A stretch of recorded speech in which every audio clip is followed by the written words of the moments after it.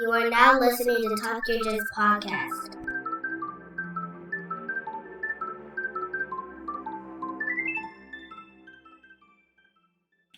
Welcome back to the Talk Your Jits podcast. This podcast is, as the name implies, all about jiu-jitsu. I'm your host, Lamar Smith, and today's guest is a 5th degree black belt who trains at Rush MMA located in Bernardsville, New Jersey. Ladies and gentlemen, Richard Raciti.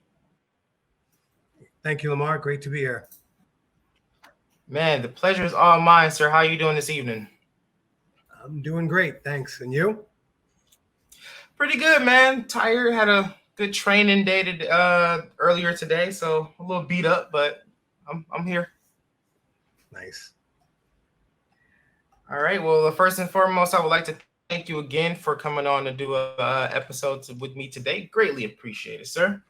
Sure, it's my pleasure. All right. Well, without further ado, let's get the ball rolling. If you want to formally introduce yourself again, by all means, and let's hear about your jiu-jitsu journey. Okay, my name is Richard Raciti. I'm a 5th degree black belt under Professor Joe Moreira. I've been training in Brazilian Jiu-Jitsu for, I honestly can't remember how many years now, but my introduction was when Rodrigo Gracie stopped in my martial arts school to take a couple of Muay Thai sessions with me for an upcoming Pride fight. And afterwards, he asked me if I wanted to roll. And I said, sure, why not? And I did. And he tapped me again and again and again and again. I think the count was up in the 70s because I kept saying, let's do it again. Let's do it again. Thinking I could figure this out. You know, because I rolled with a blue belt once and he pulled me into his guard and I kind of jumped up and walked right over him like in a Boston crab. But this was Rodrigo Gracie. So nothing I did worked. And at that time, I already been through point martial arts, American style kickboxing with the really metallic, cool looking pants, and Muay Thai. So it's not like I was looking for anything else. And at that point, you had to convince me. I didn't have to see it. I needed to feel it. And I felt it. And I was convinced. So I started taking private lessons with Sean Alvarez, who was the first instructor out in Abu Dhabi, I believe with Nelson Montero. So I was driving all the way to White Plains, New York, and taking classes with Sean privately while he was getting ready for his UFC fight against, I believe it was Cabbage at the time, who was a BJ Penn guy. And Sean got an offer at some point from the Sheikh of Abu Dhabi to move to Mexico and pretty much watch a hotel being built and kind of oversee it. So you're not going to turn that kind of opportunity or money down. Sean spoke Spanish already, so it seemed like a good fit. And then from there, we worked with his, at the time, purple belt, Jojo Guarin, who's an extremely talented jiu-jitsu guy. We trained with Jojo for a few years. He would come train our class one day a week, and I took over teaching the other days. And then Jojo opened up his own academy, and I didn't know what to do or where to go. And I called Sean Alvarez, and he suggested I give Carlos Gracie a call. I'm like, yeah, sure. Just, hey, Carlos, Richard, remember me at the seminar? I bought that black gi from you. You remember me. I'm thinking that's going to be a dead-end road. And I really didn't want to do the IBJJF Gracie Baja route. I kind of like more of an independent type of music, independent artists, and independent martial arts instructors. I had already been through the Korean thing, the Japanese thing. I've been treated like a second-class citizen by a ton of different martial artists. I didn't want to go through it under a Brazilian instructor either. I'm a grown man. I've been fighting a long time. So one of my closest friends, Hideki Frazier in California, who is now a 7th degree black belt under Professor Moreira, introduced me to him. We spoke on the phone. I flew out to California, but then I was a brown belt. I was like a brown belt with no home. I couldn't go up anymore. I couldn't go sideways. And I didn't want to be one of those self-proclaimed guys that just gives myself a black belt that comes back to haunt you. So I contacted Professor Moreira. I went to California. Then he came out by me. We trained for a while. He finally tested me, and I got my black belt under him. And I've been with him ever since. I can't imagine being with anybody else, as a matter of fact.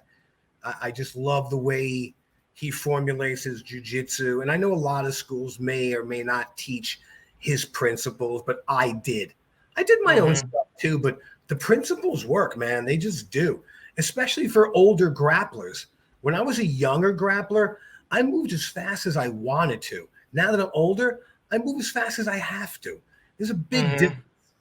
Big difference, yes. Yes, and he is, besides being a phenomenal martial artist, he's also like a sweet human being.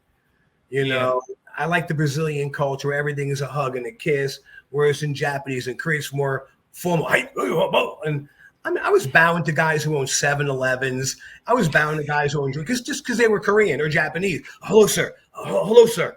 I'm like, half you guys can't even do what I can do. So when I got into Brazilian Jiu-Jitsu, I like the fact that it's more back when I started training, for you to go to purple belt, you had to be able to beat all the blue belts and go to the next rank up. I kind of like that because you have to be able to do it. I think it's adorable when I see a 4-year-old gets his black belt in Taekwondo. That's just great. He's still in a pair of Huggies and you gave him a black belt. Or 89-year-old woman earns her black belt. Again, really, really cute, adorable. But seriously? I mean, I live in Florida. There's tons of 89-year-old people here. I wouldn't give any of them black belts. Sorry. And it's the thing with these other arts, it's a matter of what he's trying. You're trying.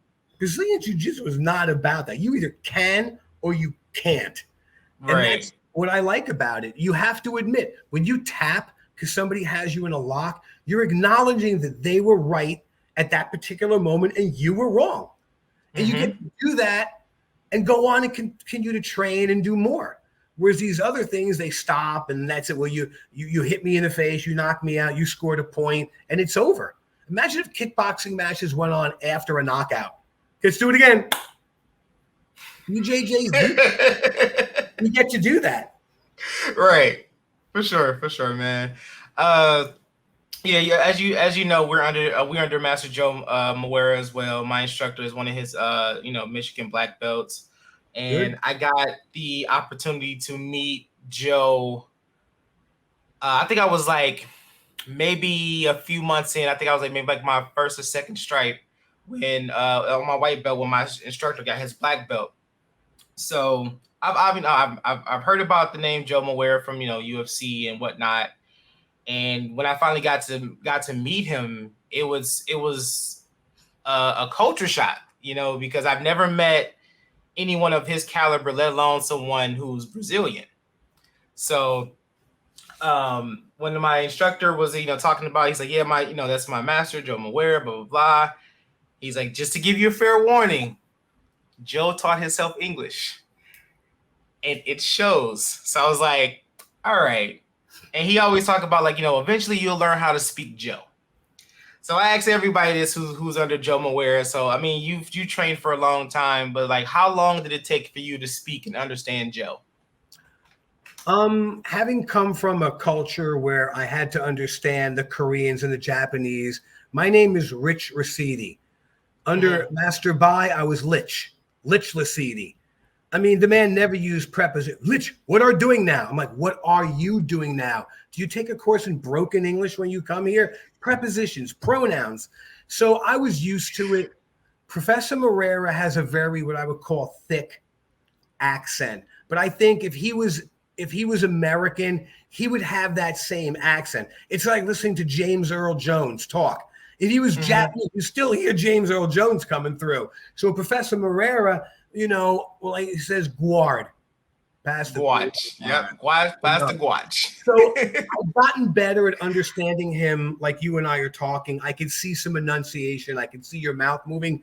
It's on the phone that I had problems where I would say, okay, all right, okay, go ahead, hang on. I'm like, did I just book a seminar?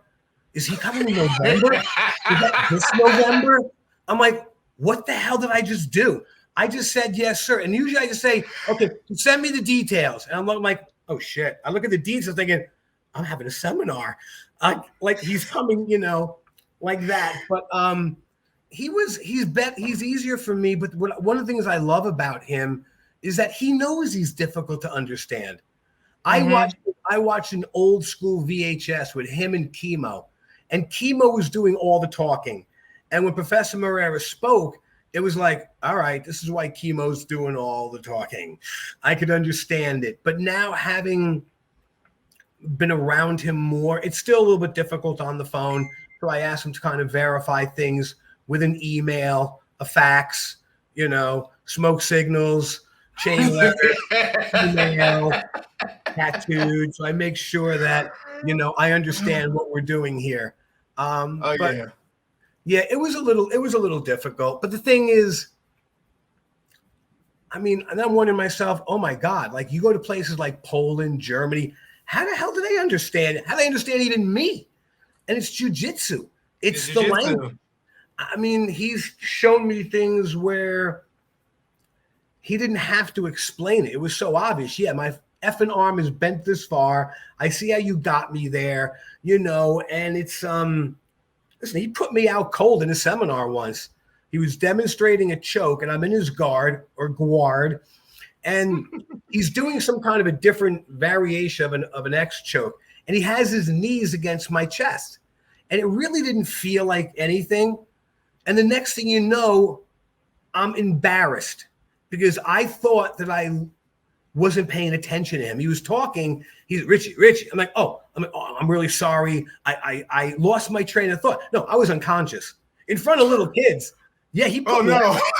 I mean, like this.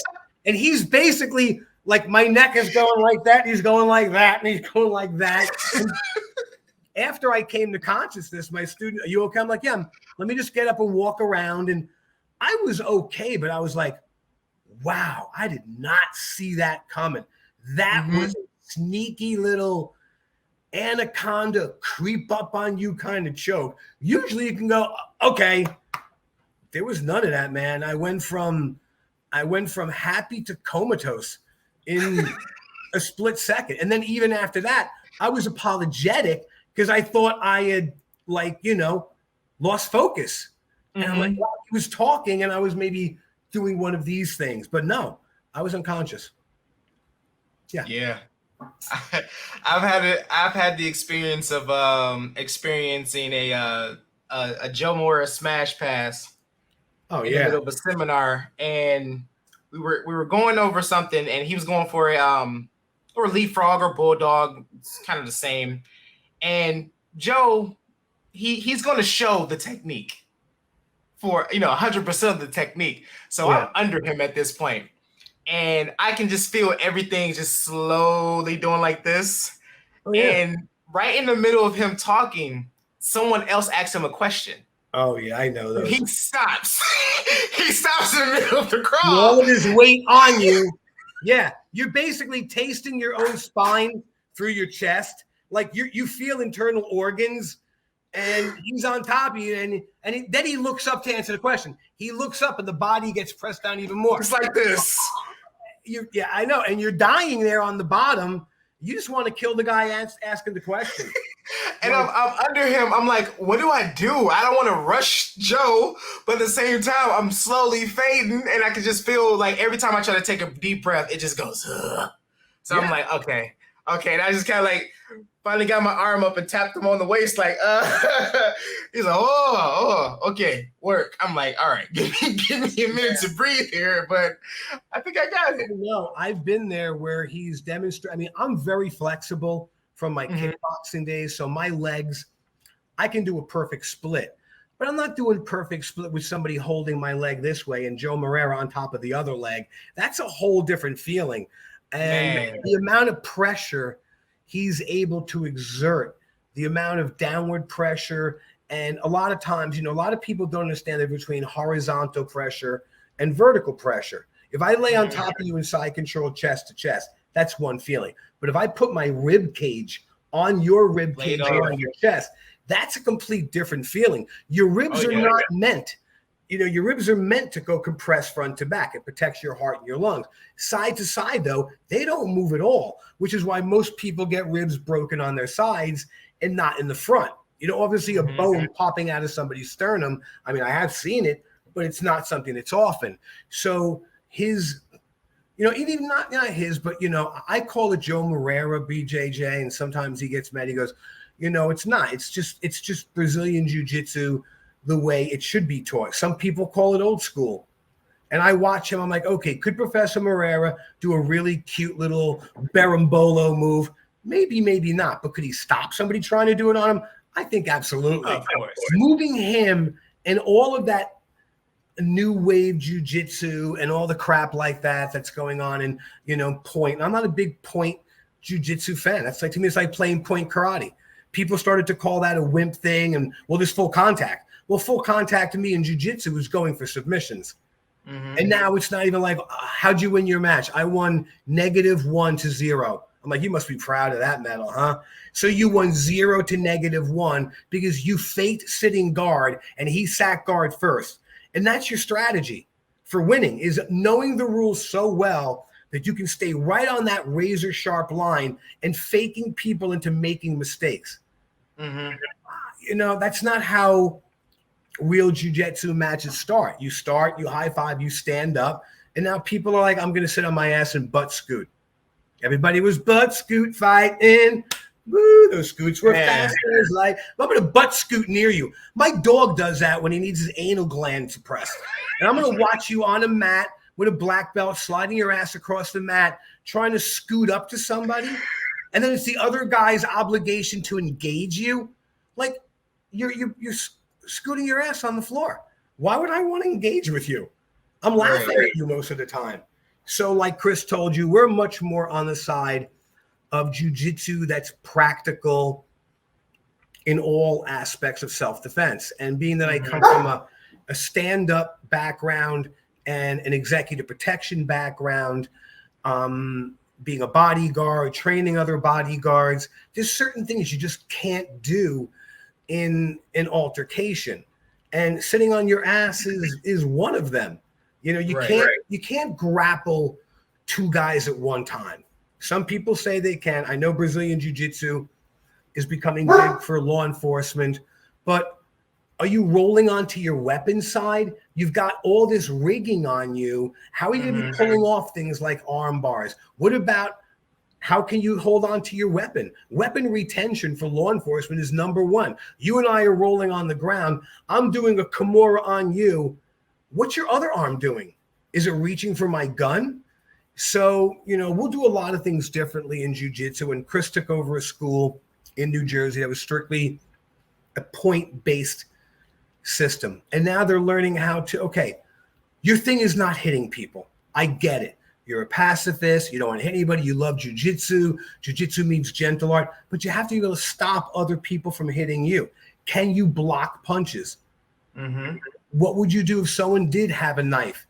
And now that I'm in Florida and every idiot in the world can carry a gun here, what would you do if somebody pulled a gun? Look what happened to someone like Leandro Lowe. Really amazing jiu-jitsu practitioner. And he got shot in the head over a bottle of beer.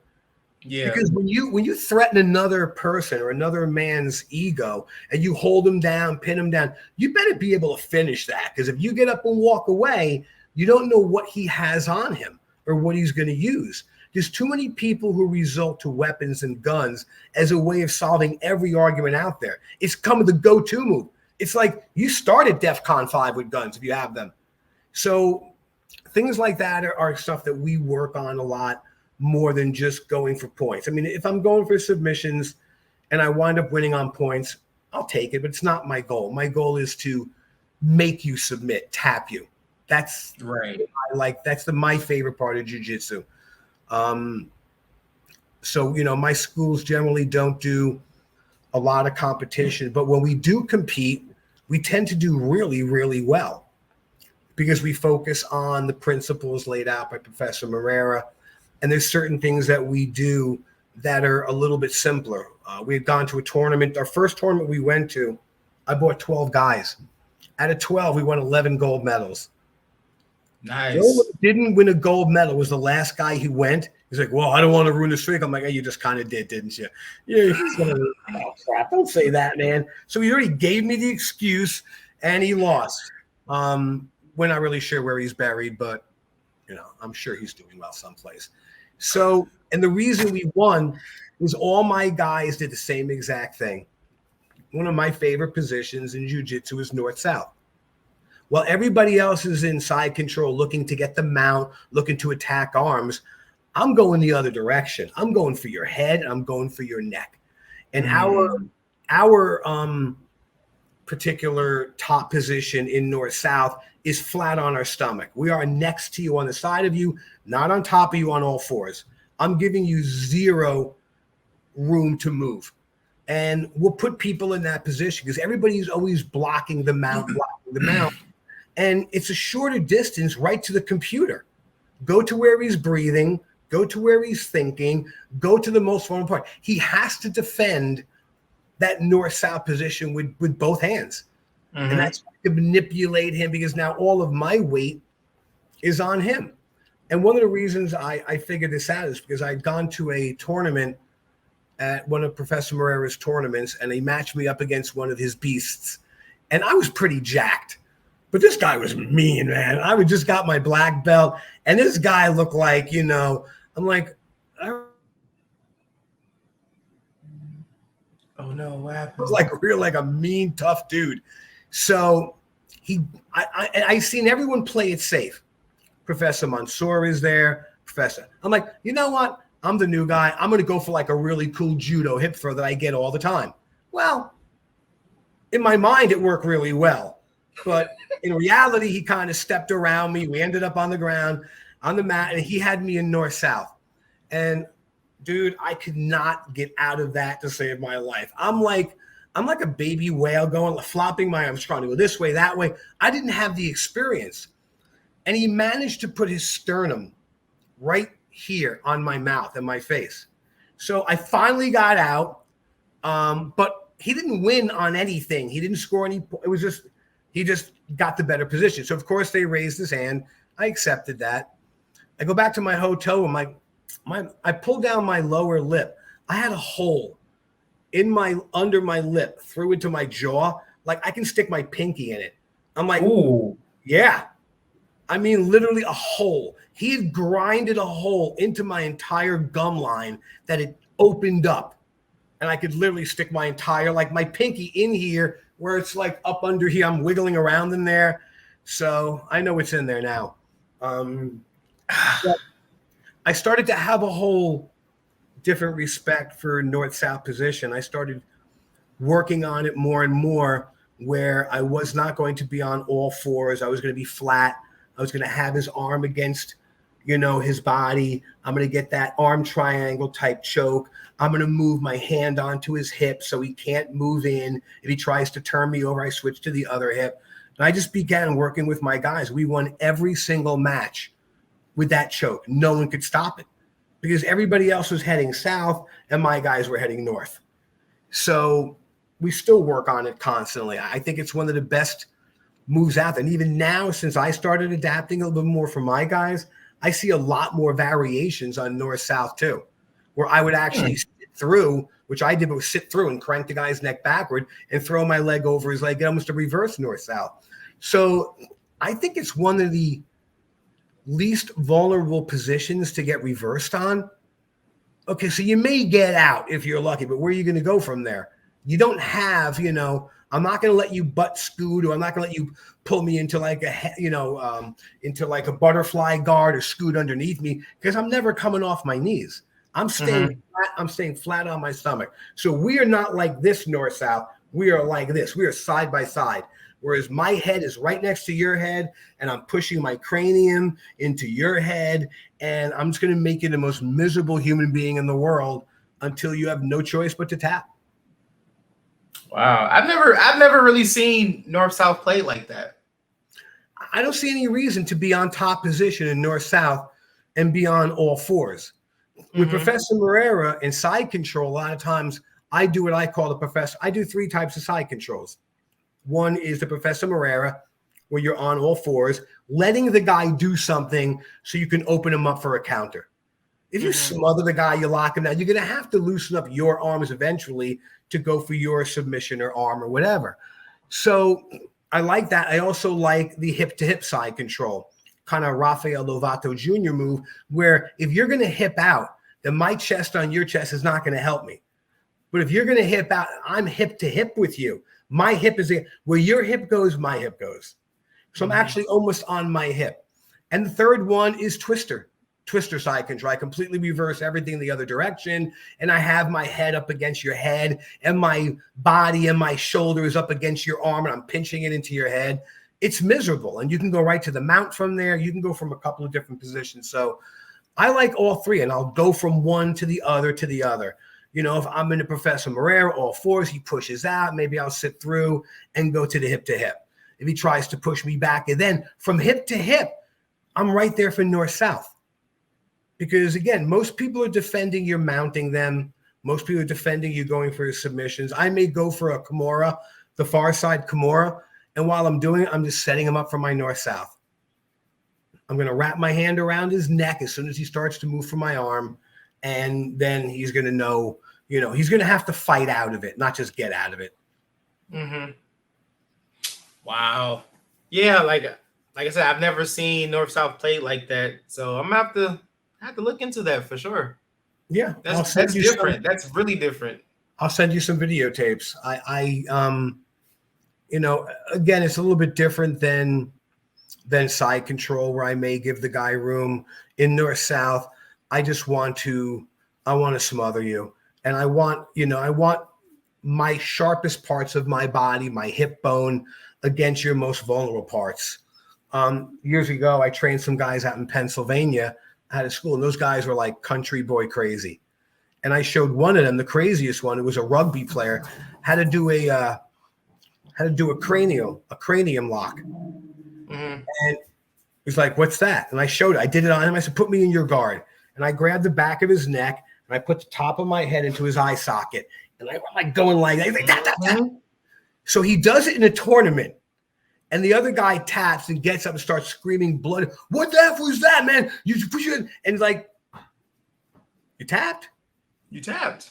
Yeah. But he'd never seen that type of move before where you're going for the orbit. Because I've taken some catch-can seminars with guys like Tony Caccini, and the catch-can wrestling type of moves, or the difference in some of them compared to jiu-jitsu, is a lot different.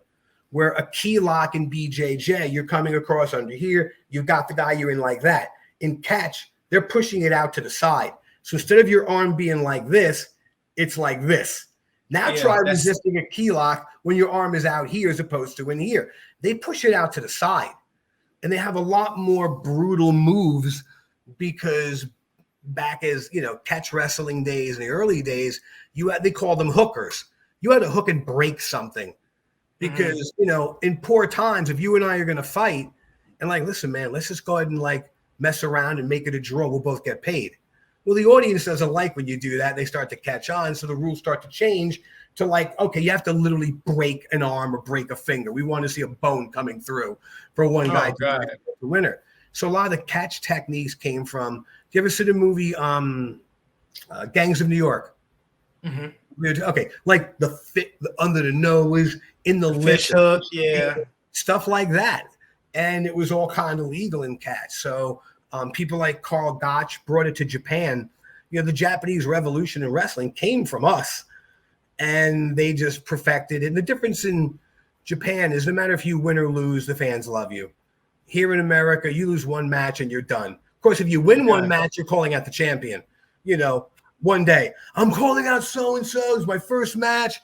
Even though I'm amateur, my first card ever, I'm calling out the champ. I'm like, here we go. Everybody want that fast route to success.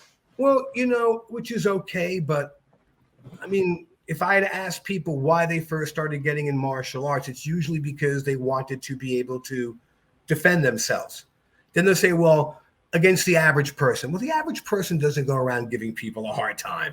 It's the more than average person. You have two types of people out there. There's a bad dude, and there's a guy having a bad day. They're two different personalities altogether. A bad dude is someone who's been in fights, been in prison, has hit people, doesn't care if he gets hit. That is not someone you want to run across. A bad day is the guy you cut him off on the highway and he's giving you the finger and he wants to pull over and bash your brains in because he has 2 kids in the back seat. Meanwhile, he leaves those 2 kids in the back seat to go and confront you on a highway. So if you do something to him, you can just take his kids anyway. So when people are angry, they lose every sense of tactical thinking. And that happens often. And it's the same thing. So let's just say that argument does happen. You really want your kids to see you butt scooting out of the side window when the guy's holding a gun? All right, put up your hands.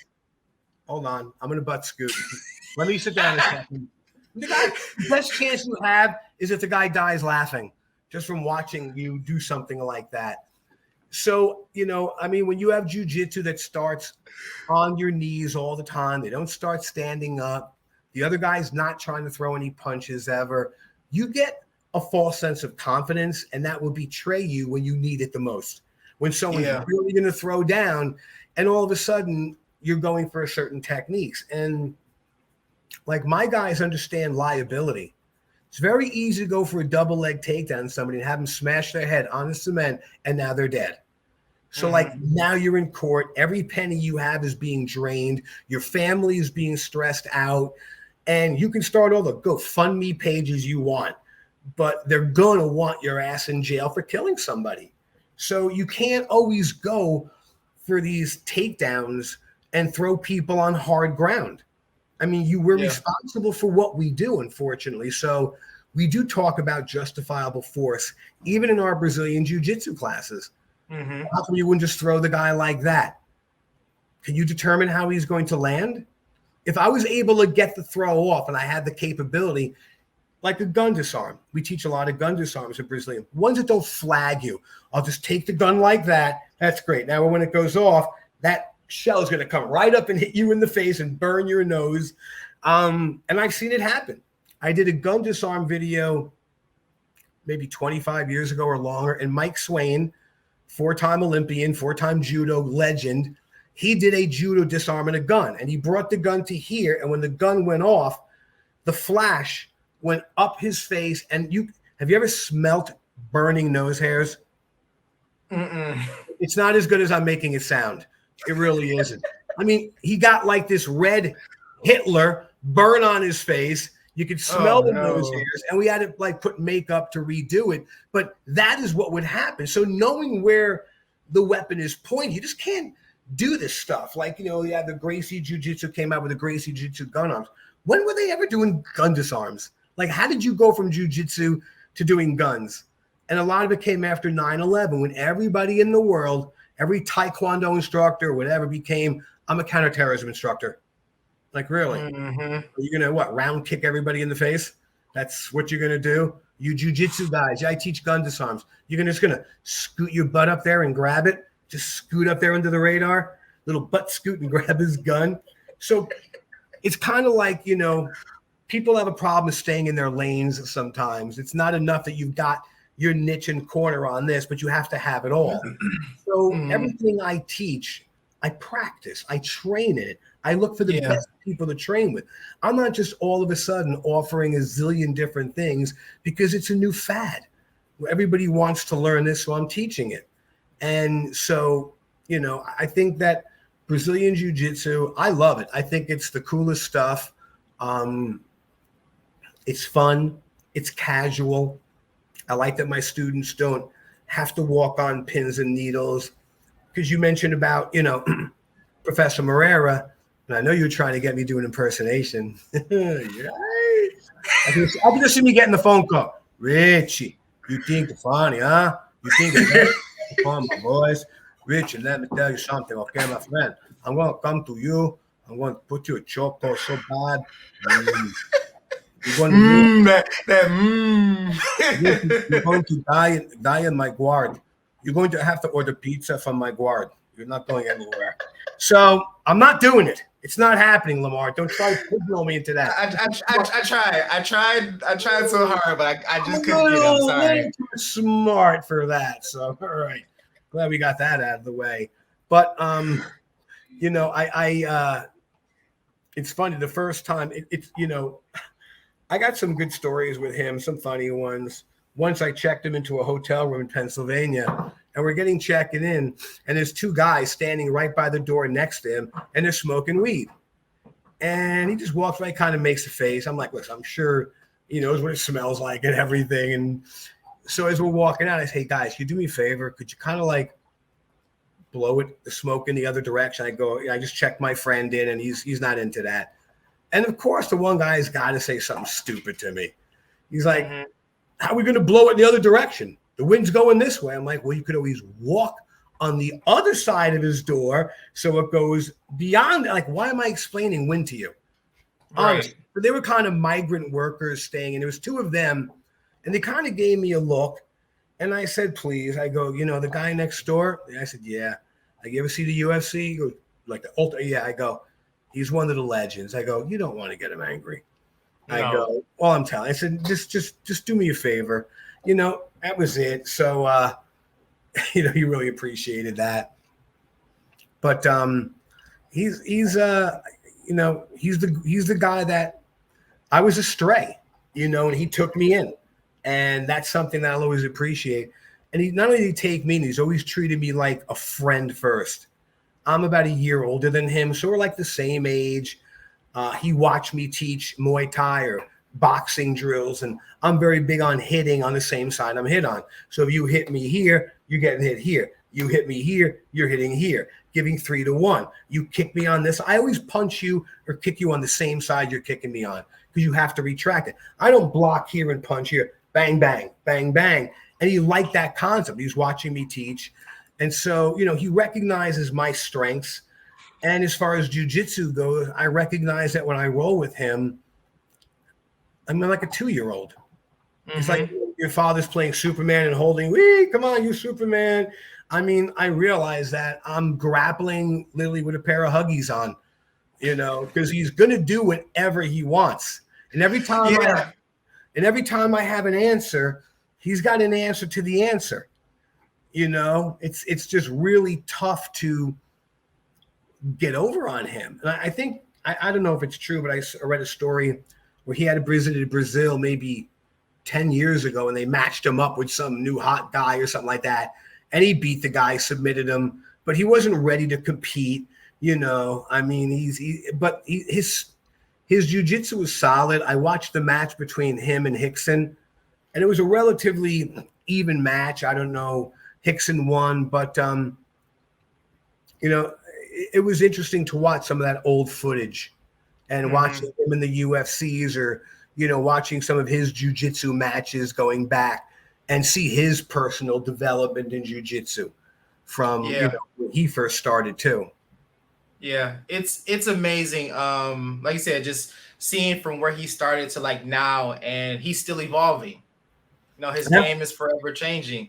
Like we get so many videos, sent to us where he's, changing something about the snakes or changing this and changing that. And, it was like when I first started training jiu-jitsu, it was like, okay, we had 9 snakes. Then it turned to 12. And I think I forgot who I talked to. Another Joe Black belt. He's like, yeah, we're up to like 23 different snakes. I'm like, wait, what? Yeah. Like, I'm like, we don't know these yet. Because I know for a fact that once Joe comes back, we're going to have to know him. He hasn't taught us yet, but we're going to have to know him. I mean, the thing with him is that he realizes a lot of people when he goes and does seminars that they're not doing his thing. For the time he's there, that he knows that they're doing their own thing because jiu-jitsu is an art. And everybody wants it. People want the latest and greatest. But, I mean, how many? I heard it was like 25. No, I talked to Joe Jr. I'm lucky if I know 9. I mean, just thinking off the top of my head, because even when he talks about his 1, 2, 3, 4, 5, there's like 3 different 1, 2, 3, 4, 5s. The one is okay. 1 is over the foot. The 2 is here. 3, 4, 5. Then he's talking like, and this is one. Like, wait, there's another 1. There's a 1 for this over here.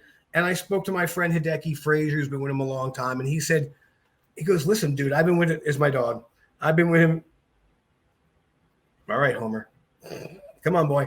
I've been with him forever. He goes, and I still maybe know 10% of what he's teaching me, and he's like a 7th degree, but he's got so much information. And just when you think, I mean, I love his choke series.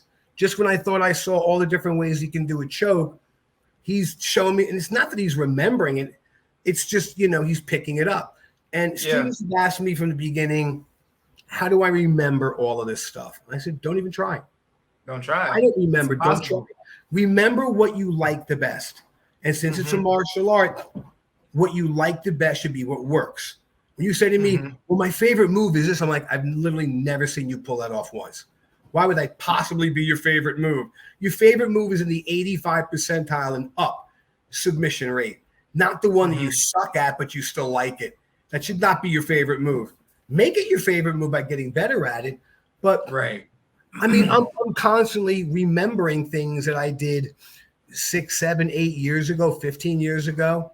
And a lot of guys are out there looking online, learn it on Monday, teach it on Tuesday, which is not a bad idea, because once you're at a certain rank in jiu-jitsu, you're learning how to learn. You're focusing on how to focus. When you're getting someone teaching a move and you're watching it, you're better today than you were as a white belt at picking up the nuances. And have you ever played a game called Jiu-Jitsu chess? Yes. Now, Jiu-Jitsu chess to me is a prime example of slowing down your game, because if you can't see it slow, there's no way you're going to see it fast.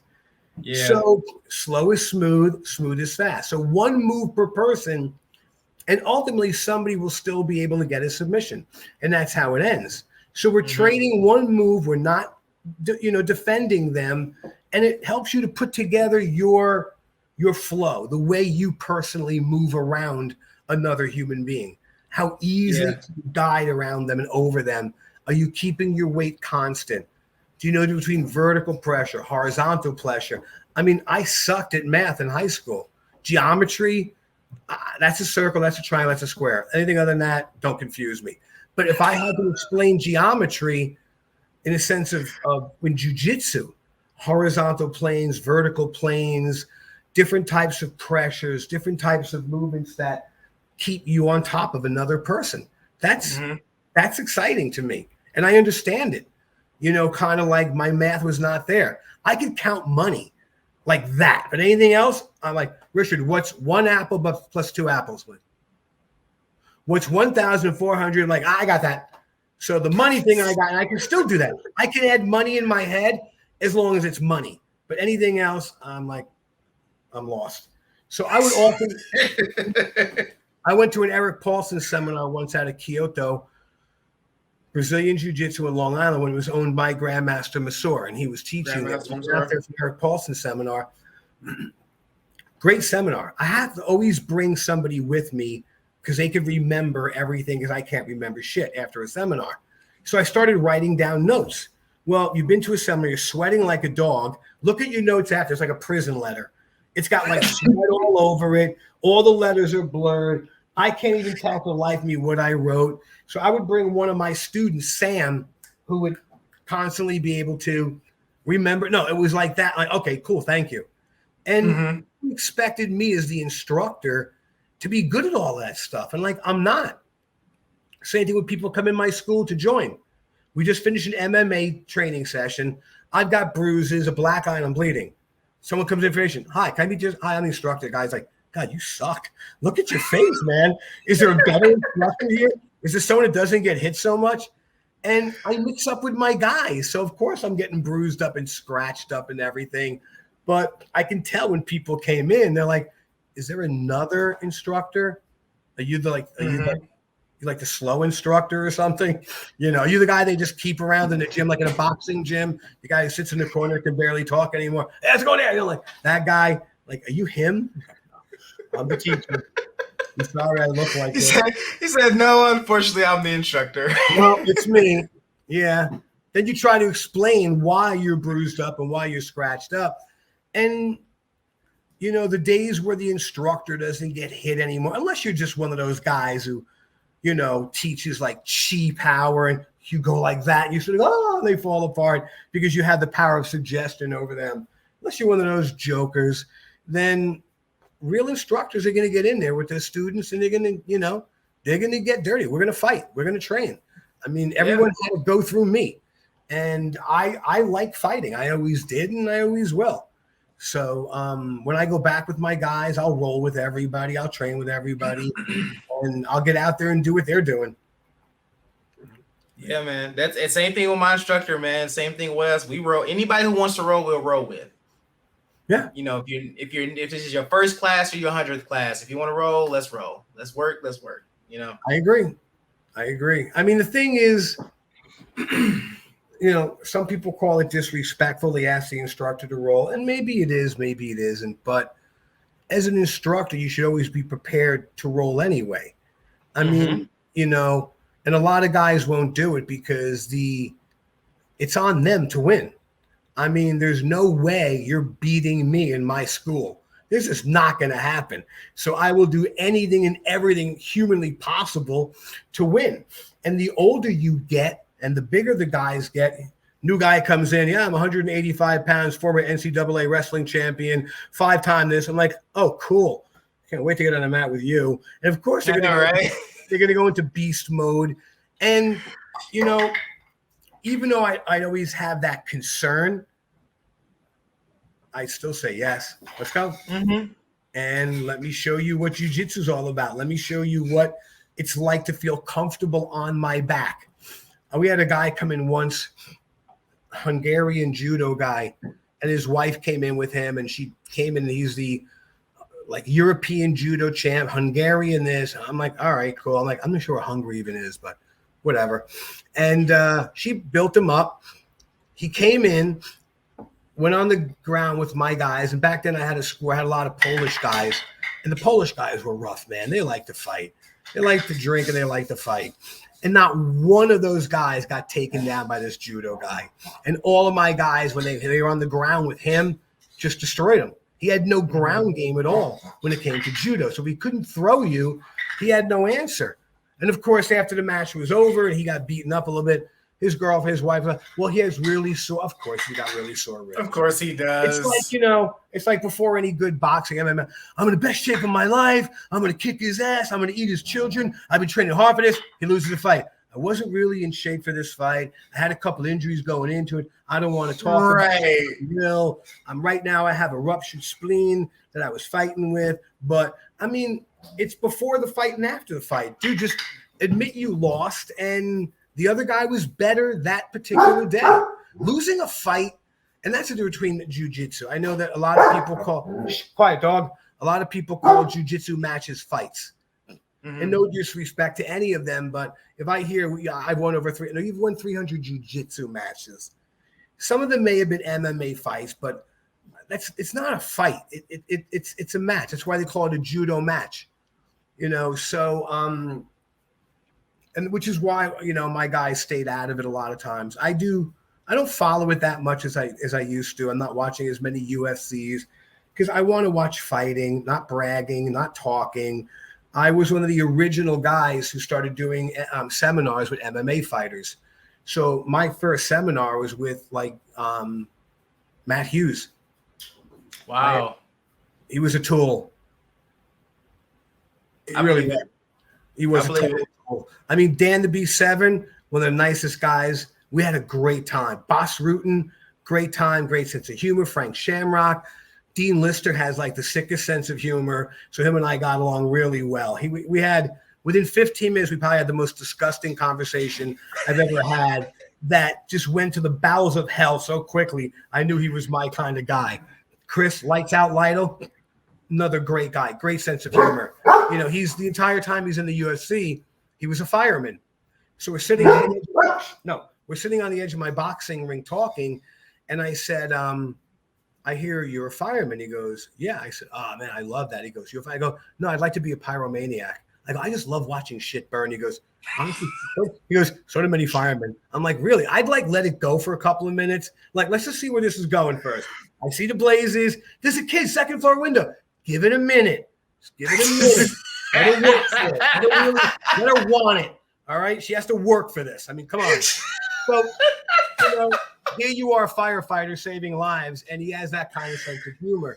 And, you know, I went out to dinner with Dan the B7. when he had the 70s porn mustache, and the guy's back is as wide as a trailer. And we couldn't find a decent place to eat, so we went to like a posh restaurant that had flowing curtains, and the food was all laid out with squiggly lines of crap on it. A huge plate this big with a meal like that big in the middle of it because it's artsy.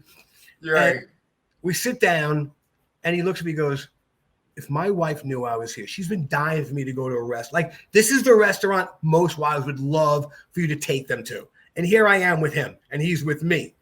So the waiter sachets up, and he's like, hi, my name is Fontaine. Will you guys be sharing a meal? Dan looks at me and goes, do I look like I share my meals? To the guy. The guy like scurries off, like, okay. And I mean, it was literally the worst meal we ever had. It was like, Dan is a huge man, and they serve him a meal the size of a chicken McFucking nugget. And he's like, this is dinner? This is like a sprig of parsley worth of food. So, right. Going out with those guys, and Rich Franklin, I had him out. I was Rich Franklin's first seminar, and he was just making it out. And I came out to my house in Pennsylvania.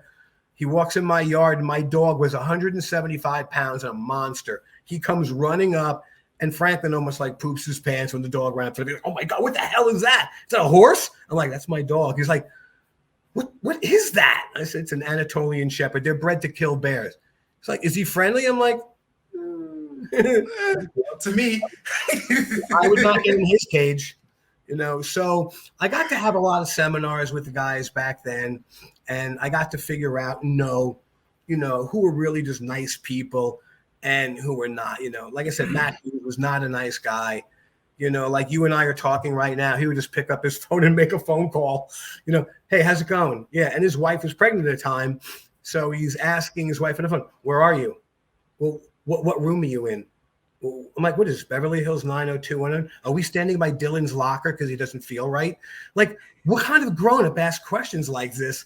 And she's answering them. And by the time the seminar had ended, I was like really annoyed with the guy's lack of friendliness and just really standoffish. So I'd read on one of the magazines somewhere that his wife was indeed pregnant. They were going to have a baby and name it Hannah. Well, Hannah was my dog's name at the time. So I made sure to mention that before he left. And I was like, yeah, it's my dog. Her name is Hannah. He goes, oh. He's like, yeah, we're having a baby. Really? He's like, I said, you should tell your wife. He goes, I don't think she'd like that. I go, I think she would. That's a good name, Hannah. It's biblical. Hannah. Yeah, it's my dog's name. The one who butt scoots across the floor when he's got his anal gland. That dog, he butt scoots. I know you don't like that, but he was kind of a killer, man. I mean, everybody else was super nice. Some were more professional than others, but I mean, I kind of like that time. And now in MMA, it's kind of, I mean, even in jiu-jitsu too. I look at some of these guys that are in the open professional BJJ league, and all I can say is it's a good thing they don't test for steroids. Man. I've had some of the biggest names on my card back when I had one of the first cage grappling championships in New Jersey, where we sponsored in my school. I had 8,000. We had my own cage. So we did cage grappling submission only. And I had guys like Darry Tonin, who's from New Jersey, and Gordon Ryan, who's from New Jersey. And trust me, when I tell you at 16 years old, one looked like a toothpick, and now all of a sudden they're blown out like that. And then you see another picture of them when they're sick and they're not feeling well, and the weight, like, you did not lose all that weight and muscle from being sick for a month. I mean, Come on. It's not fair. If you and I are going to fight at 3:00 in the afternoon and you're looking at the clock and I'm looking at the clock in high school, there's nothing either one of us can do to make ourselves stronger or better. It's a match. And yet for one person to be juicing like that, it's not fair to the other guy. You stole his ability to have a fair match. That's not honor. That's just, to me, it's not. And look at some of them. I mean, it's so obvious, it's incredible. And they'll deny it. But I mean, I've seen who I've seen in person up close before and after. And I work out, I've lifted weights, I've been a trainer. I know what it takes to get that kind of size and what's natural and what isn't.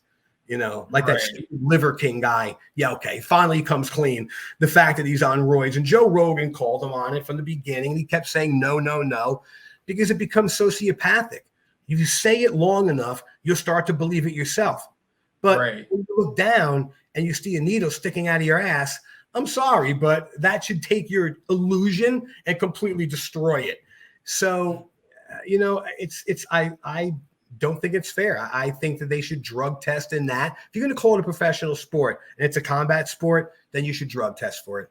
And watch how quickly all these other guys wind up falling off. Yeah. Yeah, because I think an article I just saw where Gordon Ryan was talking about if they start testing in jiu-jitsu, it'll hurt the sport. Well, that's intelligent. It'll hurt the sport for what? This is not WWE wrestling. This is not fantasy. And what you're telling me is that, well, I need to go ahead and juice just to get to common, even ground with someone like you. How is that not an admission? What about your skill set? What about the fact that jiu-jitsu means a smaller guy can beat a bigger guy? Isn't your technique enough? You brag about your technique. You brag about your way of doing things, and you brag about quiet dog, and you brag about how John Danaher has taught you so many things that are very, very good for you to learn in your jiu-jitsu. I'd be saying, what? So, what did he just say? Can someone give him a megaphone? You talk somebody off a roof. Your jiu-jitsu is very good. I'm like, thank you. I can't stand straining to listen to somebody. It's not like I'm so smart and what I'm saying is so intelligent. You should strain to listen to me. I'm not really sure what I'm saying maybe sometimes, and I don't really want anyone to hear. That's why the print is so small on food. They don't want you reading what's in it. And I don't want to know anyway. If it tastes good, I'm going to eat it. So when people make idiotic statements, it's not good for the sport. How about the guy who's not juicing? It's not good for him. What you're saying, it's not good for you in the sport. Right. That's what you sport. Exactly. Yeah. It's like when someone tells you something you said doesn't matter. Well, it doesn't matter to you, and you don't want it to matter to me, but it does. So, yeah, it does. I don't see how I could jump into a ring or a match with somebody that is knowingly doing that, and you're bragging about it, you're admitting it. It's kind of like, remember when Ronda Rousey was at the height of her fame, and she lost her first match, and she's on a talk show telling people that she contemplated suicide. Oh, you're a role model for young girls. I want my daughter to be just like you. You lose one match and your warrior spirit, now you're contemplating suicide, and you're telling young girls this who look up to you. Talk about giving up and quitting. I raised 2 daughters. I don't want my daughter hearing a woman like that who's empowering young ladies to say something like that on TV. Like that's what one loss did to you? That's not the right message to send your fans. Hey, how about keeping certain things to yourself? Not everybody wants to hear every little thought cascading through your brain at every moment. And, these guys, they've all become keyboard warriors. This one's saying that about that one. That one's saying about this one. He's accusing him of juicing. He's accusing him of greasing. So, like, who's greasing? Some guy's greasing and juicing? Those are the guys I want to know. The guys are doing both. They're slippery and they're slimy at the same time. That's just perfect. That's good for the sport.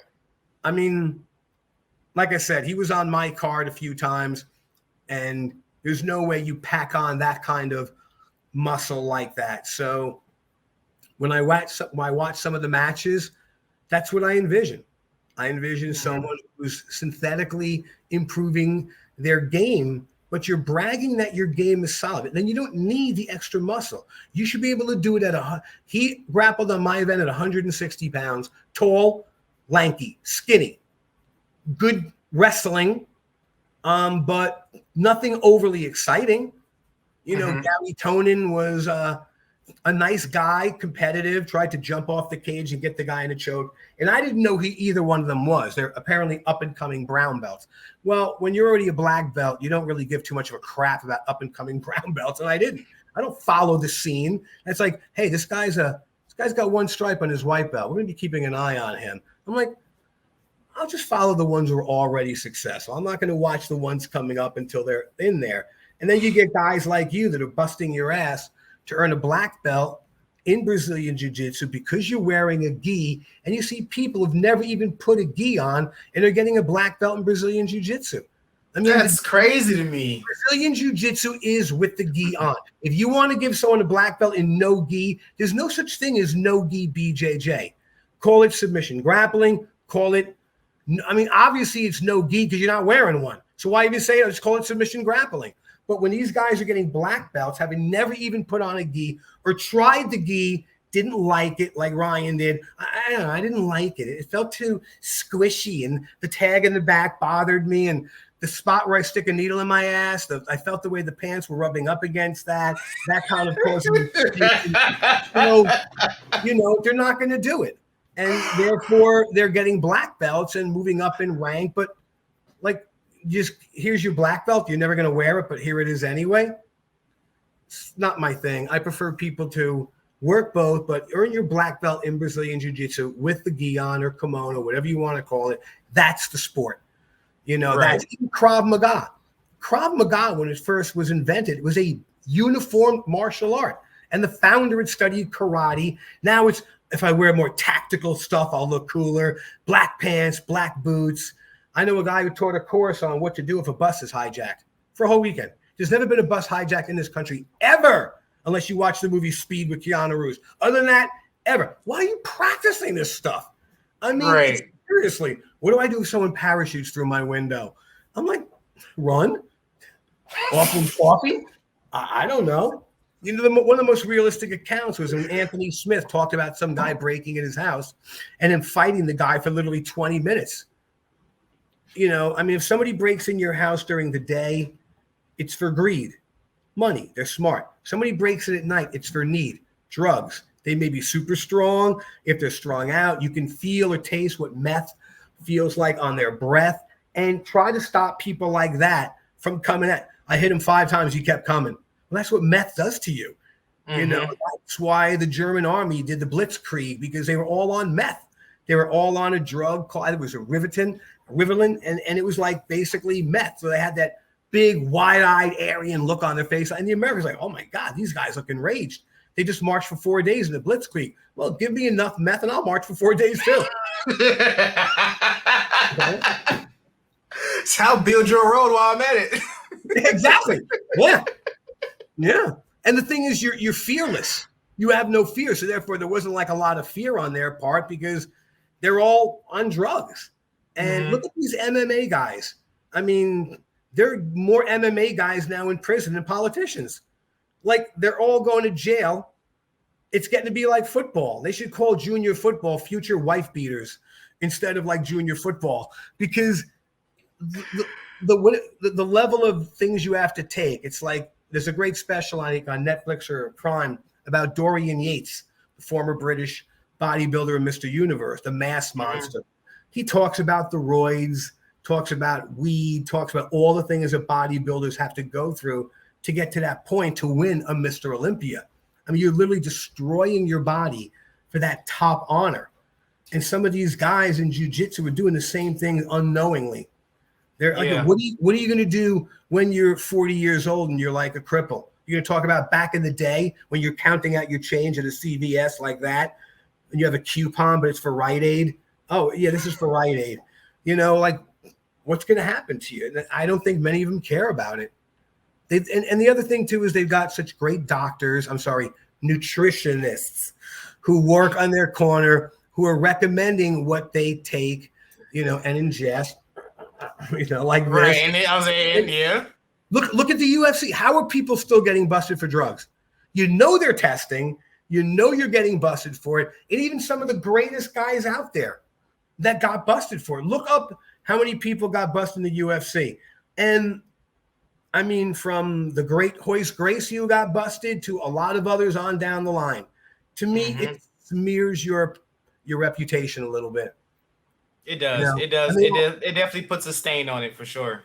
Yeah. And then they all have excuses. Well, I didn't know it was inside this bottle of Vicks Vapor Rub, and there were high levels of, oh, come on. It's kind of what they're saying is, well, the US ADA has to prove that I did it. I don't have to prove I didn't. And they find little traces of something. Well, it's because you didn't wean off it fast enough. or they find it. And you have other guys who, I mean, I know Matt Riddle. Matt Riddle was a great UFC guy, great guy, and they basically drummed him out because he got caught smoking weed a few times. Right. Did that really enhance his performance in the ring?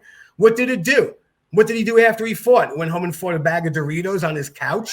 So they take the thing that makes you sluggish and tired and kick you out of the UFC for that stuff. But you've got guys out there like Mark Hunt who sued the UFC because of Brock Lesnar. They let him bypass the USAD, the U.S. Drug Administration stuff, let him fight Mark Hunt, knowing he was on steroids, and he hurt Mark Hunt. Why would I want to fight a guy who's got that kind of advantage or even grapple with somebody like that? So exactly. It's a shame that it would ruin the sport for people that are doing it. But other people would see lightweights and faster, lighter guys winning real championships and not losing because the other guy is just beyond strong and they can't move him around because it's not natural. Right. Yeah, this from the UFC to all other type of mixed martial arts organizations and jiu-jitsu itself, man, it definitely has changed a lot. Some for the good, some for the bad, but yeah, man, it's like you said, it's just, seeing those people who, I guess you want to say they pad their success on these drugs and stuff. And then when you find out, like, yeah, they've been taking PEDs for the last umpteen years of their career. Yeah, it's kind of like a slap in the face to, like you said, people like us who grind, who's busting their bodies down the right way to do this sport that they love so much versus the people who's like, yeah, I'm just gonna take a steroid and get an advantage and call myself the best. Yeah, I agree. It's a shame because it really takes it takes the match out of, my opinion, out of the audiences. They don't get to see a genuine match. It's like me going to watch a concert and after 3 songs, the singer said, "I'm losing my voice. I can't go." I'm like, "Oh, you get up there and sing. You're going to sing, whatever." I don't want to know that stuff. I mean, if I bring my daughter to Disney and I say, "Hey, stand next to Mickey," I don't care if Mickey's lost his job, strung out on drugs, or an alcoholic. When my daughter's holding your hand, just go like that. That's all I want. Wait. Right. So when you do this in jiu-jitsu, I mean, it's still a combat sport. And a combat sport should be clean. It's about who the better fighter is, not who is able to just navigate through the rules. Excuse me. Homer, no. Not navigate through the rules. And look at the guy who gets busted for steroids once. Okay, what about the other times you fought that you didn't get caught? I have to think that you've been doing it before. So you said this is the only time you've done it, the time you got caught. TJ Dillashaw, on a mean streak, fighting everyone, winning. Gets busted for steroids, 2 years off, comes back, does okay, but not great. All right. So all the fights you had before you got busted, how many of them were you able to slip in under the radar? Were you able to get it out of your system just before that test? Or if they come knocking on your door? I mean, that's one reason I wouldn't want to be a fighter today. Hey, I don't want someone knocking on my door at 2 o'clock. Hey, would you mind pissing in a cup? I'm like, dude, I'm 63. I piss every 5 minutes. You want to wait? Want to sit down and have a coffee real quick? Exactly. Yeah, when you hear that start and stop, that's me trying to fill a cup for you. So, I mean, I understand why they do it, but I wouldn't want that lifestyle. I love to fight. I love to train. But if I had to do that for a living, a lot of these guys also wonder what's going to happen after MMA. As a bodyguard and a bodyguard instructor, a lot of them try to come into my world. They don't want to be in the background. They don't want to have their ego in check. You're not there for you. The less I see of you, the better off I am. And they don't know how to handle verbal diffusion. What happened? Well, he shook his hand, so I snapped his neck. Good move. Really good. That's going to look good on. That's going to look good on the news tonight. Why you killed somebody. And, look what's going on today. I mean, choking is getting a really bad reputation. Everybody's choking everybody else, from what happened. And people don't get, there's 3 different types of asphyxiation: mechanical, positional, and then bodily. What happened in Minneapolis to George Floyd was a positional asphyxiation, shin. what happened in the subway in New York when the guy grabbed the homeless guy and choked him until he died. I mean, did he have a weapon? He was yelling out, I want to kill people. He was obviously mentally unhinged. So what made you decide you're going to put him in a chokehold and choke him for 20 minutes? Was he threatening anybody? Now, that guy, of course, people are jumping into his defense and they're putting a GoFundMe page. Dude, you're going to jail. This is New York City. We don't like our homeless, but we don't want anybody else to mess with them either. You mess with one of our homeless, we get the, sure, we don't want to see them. We don't want them around. But if you fuck with one of them, we're coming after you. You and after you, homeless dude. And I don't care if he's a former Marine, blonde hair, blue-eyed. There was no reason. Your life was not imminently in danger, and neither was anybody. You weren't saving anybody. You used a choke move. Is that your go-to move? So you have your legs around him. I could have put him in seatbelt and not put any pressure on his neck or anything and held him there. But no, you put your hands around his neck for 20 minutes. That's what you learned in the Marine Corps. So while you're doing that in the Marine Corps on the ground with some enemy guy, everyone's just running around you, doing all kinds of shooting and stuff, and you're on the ground choking a guy for 20 minutes. That can't be everyone's go-to move. You can't do it. Why are these guys? I see guys online bragging. Here's one of my 9-year-old kids in my Jitsu class fighting against a school bully. He got him in a chokehold. That's what you're teaching all these 9-year-olds, to choke everybody. That's a life ender. If I have you in an arm bar, you can tap. The worst thing I can do is dislocate your shoulder or your elbow. But chokes, if you think about it, if you and I are in class together and we're training, I'm grappling, and I put a choke on you, the only reason I'm letting go is not because you're tapping, is because I want to. Right. Let's just say I have one of those days. I'm having a bad day. I'm not a bad dude. I had a bad day. My wife left me this. And next thing you know, I'm choking you and I'm leaving it on way too long. I mean, every time we roll with somebody and we involve the use of chokes, we are putting our lives in their hands. Right. Like that airline pilot who decided to fly his plane full of people on the side of a mountain. Okay. Other than that incident, he had a good record, but there's something going on in his life. So I don't encourage little kids or my young adult, even my grown-ups, stay away from people's necks. Seatbelt, get them down.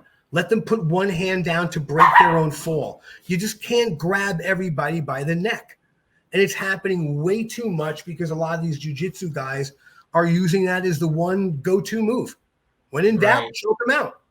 When in doubt, choke them out. That's great. And what are you going to do? You're going to hit me that line about being carried by 12, jury members or whatever that crap. That's great till that steel door slams shut on you. When you go to your refrigerator at 2:00, you want something to drink. None of that's happening anymore. No, I used to train law enforcement officers that actually worked in jails, including CERT teams, the guys who went in with the tortoise shells. And I value my freedom way too much to make a mistake like that and put my hands on somebody's neck. You learn a zillion jiu-jitsu techniques, yet that's always your go-to move in a real situation. Right. And the crazy part about that is you can still restrain someone if you got them in that position. You don't have to hold them tight. My point. Just give What have you been told your whole career? Position before submission. Okay, so what do they mean by position?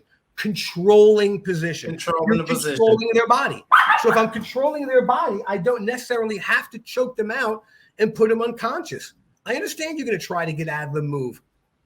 There's a video years ago of Matt Serra mounting.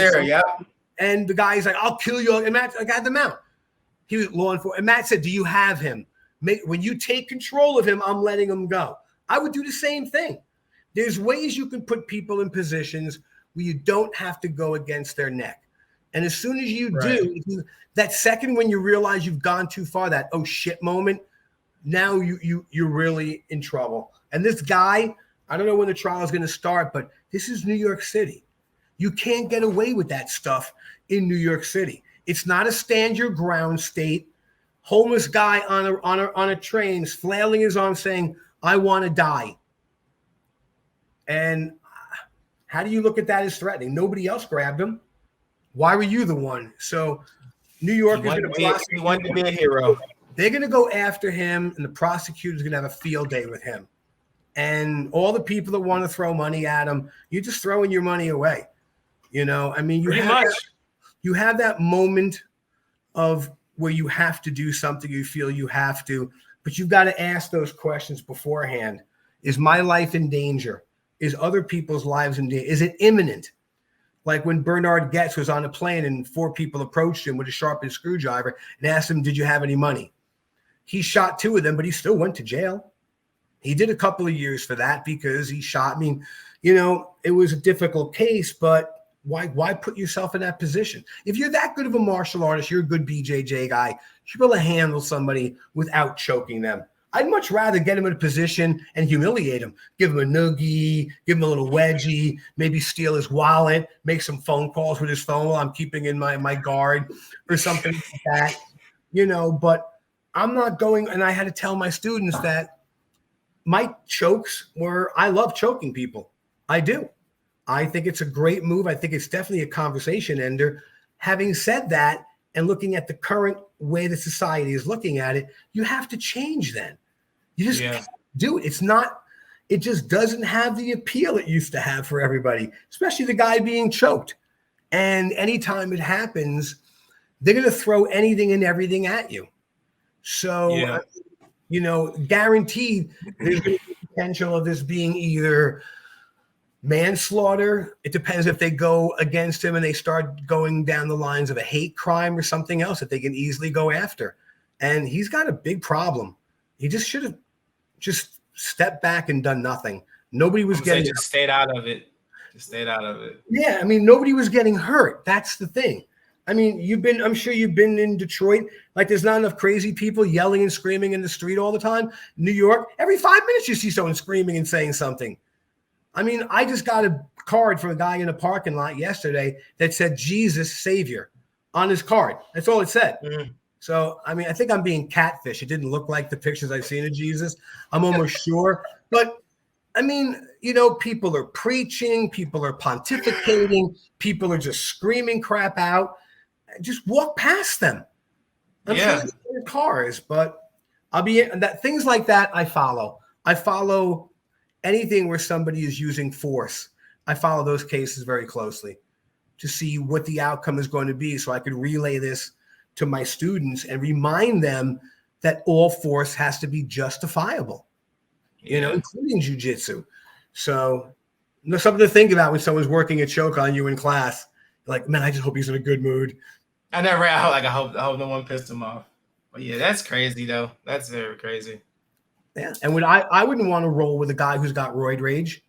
No, I would not want to grapple with someone who could snap like a breadstick at any second. So yeah, I prefer to grapple with people that are on even ground with me. If your jiu-jitsu is better than mine, then you'll beat me. That's it. That's it. Cool. All right, Richard. So we got a staple here on Talk Your Jits podcast. I mean, you've been around for a long time. You done named some names, some very, you know, high-level names. But if there is 3 people, past or present, that you still would love to roll with. To roll with? Yeah.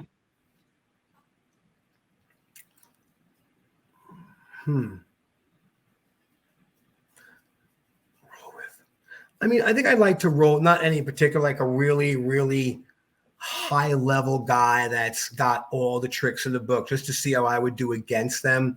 I don't follow the sport, the competition sport as much as I used to, but you know, there were guys that, you know, I was with Professor Moreira at Gracie Baja, Fort Lauderdale, which is run by Cafe. And, you know, MMA fighter and everything. And Professor Moreira was in the guy's guard. And he had both his hands on the floor. And, of course, the guy sat up and went for the Kimura, and Joe passed his guard right away as soon as he turned his back. So watching those guys being told their entire career to put their hands on the man, not the mat, and you've got this guy putting his hands on the mat, not the man, and watching their reaction to what he did to them, once, it was beautiful to see. So, I mean, I would always like to roll with Professor Moreira because it's humiliating, but at the same time, it's eye-opening. I was able to roll with Matt Hughes when he came out. I was not impressed with his super strength that people talked about. We rolled, he was in my guard. He tried to get out a few times. So I was not overly impressed with him. And I got to roll, and Jojo Guarin roll with Matt Hughes. And Matt Hughes could not pass Jojo's guard. You could tell he was getting pissed. And then Jojo rolled with Rich Franklin, who at the time was a brown belt under Fabio Gurgel and George Gurgel, and Jojo tapped him, both at brown belt. And Rich Franklin could not leave my building till they rolled again. And Rich was in incredible shape, so he just rolled with Jojo until Jojo got exhausted and he got his tap. But I've rolled with some pretty good guys, and I was, to be honest, surprised that they were not as good as I thought they were. And Matt Hughes was one of them. I don't know. I guess I'd like to roll with maybe one of the former UFC, like the beginning guys. Like, how would I do against someone like a Hoist Gracie? Because him and I are about the same age. Maybe I'm a little bit older. Someone like that, I guess, but not any sort of malice or animosity, just to see how I would do. Yeah, just to see how you hold up. Yeah. And I mean, some of the other people, Dan the Beast Severn, I got to train a little bit with him. I showed him a really cool submission, a leg lock from the mount that he absolutely loved. He's like, I'm going to show this tomorrow. I'm like, and tell people you learn. You go, yeah, okay, whatever. No. I'm like, all right, that's nice. But yeah, that's about it. I think, there's no one at the highest levels. I mean, I would definitely want to roll against either Elon Musk or Zuckerberg, because I think they're both idiots. Again, it's not enough you're freaking billionaires. You have to come into our lane too now. A year ago was Zuckerberg and his hydroplaning surfboard. Now all of a sudden it's MMA. Now all of a sudden he wants to be an airline pilot. Dude, just spend your money. I mean, sit down somewhere. Last thing I want to see is Elon Musk versus Mark Zuckerberg in a match. I mean, they'll sell the crap out of it, but I wouldn't really want to see that. It just doesn't impress me. Fortunately in my career, I got to train with the greatest stand-up guys out there. Joe Louis, who is the greatest heavyweight kickboxer of all time. Bill Superfoot Wallace, who is the most famous kicker of all time. And I got to train with all the best stand-up guys and spar with them and work with them, including the Muay Thai guys. So, I think I've lived just about all my martial arts dreams I really want to. Yeah, I see that. And I was able to transfer it into other careers like executive protection, like bodyguard work. And I started out in the beginning by training. I mean, my first client out of service was a guy named Joey Robinson Jr. And Joey Robinson Jr. was the owner of Sugar Hill Records, which is where the Sugar Hill Gang came from, and Grandmaster Flash and the Furious Five.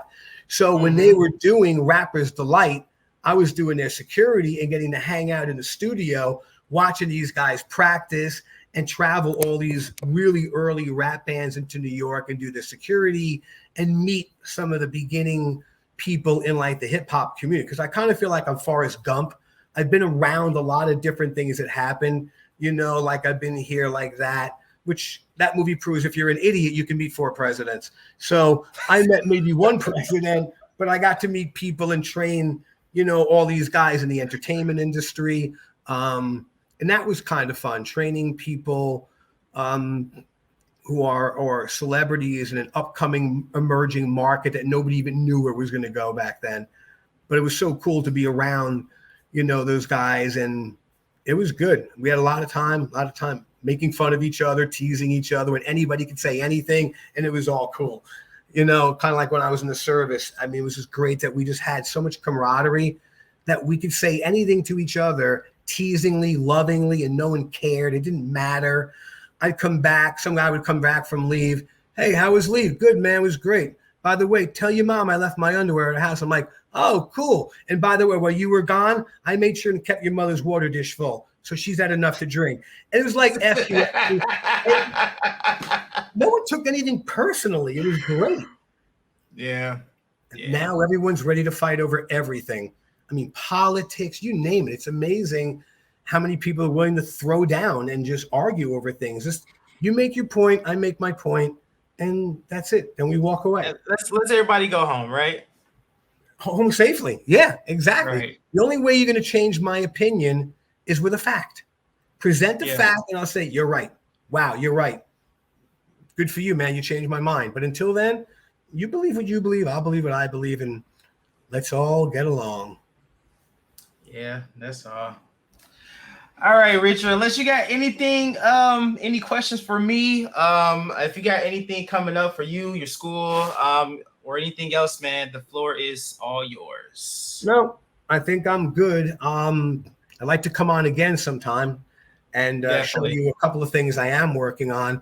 I do have a product out there that I came up with, which is going to be helping kids on the autism spectrum and kids with disabilities be able to do jiu-jitsu. Nice. It's a uniform that has colors on it, 2 circles, squares on the sleeves, and triangles on the pants. So I could say, left square to pink this, almost like playing a game of Twister. So that's it's awesome. New uniform. It's designed because nobody really wants kids that are on the spectrum because they become a pain in the neck in class and they can't handle them. But if you had a specific class for them, and people on the spectrum, ASD, Asperger's, are attracted to colors and shapes. So I actually put them on a uniform, and it's called a skill gi. So people go to skillgi.com, www.skillgi.com. And the other thing is, I offer programs like senior safe programs and things like that. So any schools looking to train people. I've also offered marketing ideas for people in Professor Moreira's network. I do all my own videos. I went to video editing school. I like taking your school and making it look unique with a video that really shows what you're all about and not that you're just like everybody else. So there's a lot going on, but it'll take a whole nother session. Yeah, we definitely have to bring you back, man. I thoroughly enjoyed the conversation. Me too. Likewise. All right, man. That's the end of today's episode. I would love to thank Richard one more time for coming on the show and blessing us with his jiu-jitsu knowledge. I hope you guys learned from our experiences. Please go and follow our Facebook, Instagram, and YouTube page to stay updated on all future episodes. This has been Talk Your Jits Podcast. Keep rolling, keep grinding, and remember, long live jiu-jitsu. Have a great day. Good night, guys. Thank you.